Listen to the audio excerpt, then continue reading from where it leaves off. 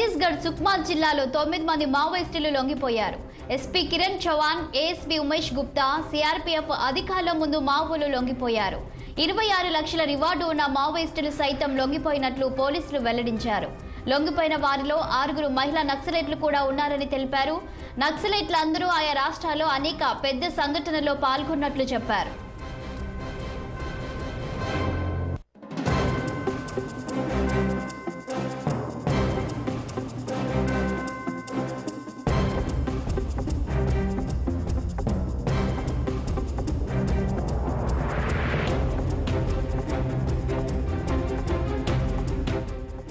ఇదే అంశంపై మరింత సమాచారం మా ఖమ్మం ప్రతినిధి అయ్యప్ప ఫోన్ లైన్లో అందించడానికి సిద్ధంగా ఉన్నారు. చెప్పండి అయ్యప్ప, ఛత్తీస్గఢ్ సుక్మా జిల్లాలో 9 మంది మావోయిస్టులు లొంగిపోయినట్టు తెలుస్తుంది. దీనికి కారణాలేంటి?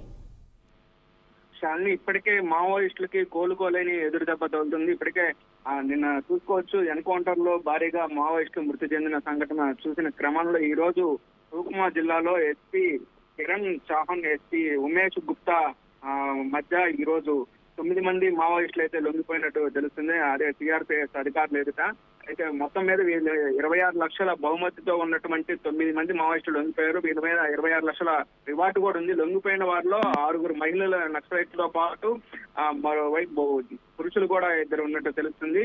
అయితే నక్సలైట్లు బెటాలియన్ లో చురుగ్గా ఉన్నటువంటి ఒక నక్సలైట్ కూడా లొంగిపోయారు. అయితే గతంలో వీళ్ళు మావోయిస్టులు పలు కార్యక్రమాల్లో మందుకుంటూ చాలా కార్యక్రమాల్లో పాల్గొన్నట్టు అయితే తెలుస్తుంది. ఈ నేపథ్యంలోనే నక్సలైట్ చురుగ్గా పాల్గొన్నట్టు పలు కార్యక్రమాల్లో కూడా పాల్గొన్నట్టు అయితే తెలుస్తుంది. వీళ్ళ మీద 26 లక్షల రివార్డు కూడా ఉంది. ఇప్పటికే మావోయిస్టులు కోలుకొని లేని ఎదురుదెబ్బ జరిగినట్టు తెలుస్తుంది. ఇప్పటికే 2025 నుండి 100 మంది మావోయిస్టులు మరణించినట్టు పోలీసులు అయితే అధికారికంగా ధృవీకరించారు. ఏదైనప్పటికీ ఇప్పటికి కేంద్ర బలగాలతో పాటు సిఆర్పిఎఫ్ బలగాలు కూడా ఛత్తీస్గఢ్, బీజాపూర్ సరిహద్దు ప్రాంతాల్లో పూర్తిగా కుమ్మింగ్ నిర్వహిస్తున్నారు. మావోయిస్టులు ఏరువేతలో భాగంగా ఇప్పటికే పలు ప్రాంతాల్లో కూడా కుమ్మింగ్ నిర్వహించి మావోయిస్టులను కూడా మరణించినట్టు తెలుస్తుంది. ఈ నేపథ్యంలోనే తీవ్ర సమస్యలో లొంగిపోయినట్టు కూడా ఈ రోజు ఎస్పీ కిరణ్ కూడా తెలిపినట్టు తెలుస్తుంది. చార్మి.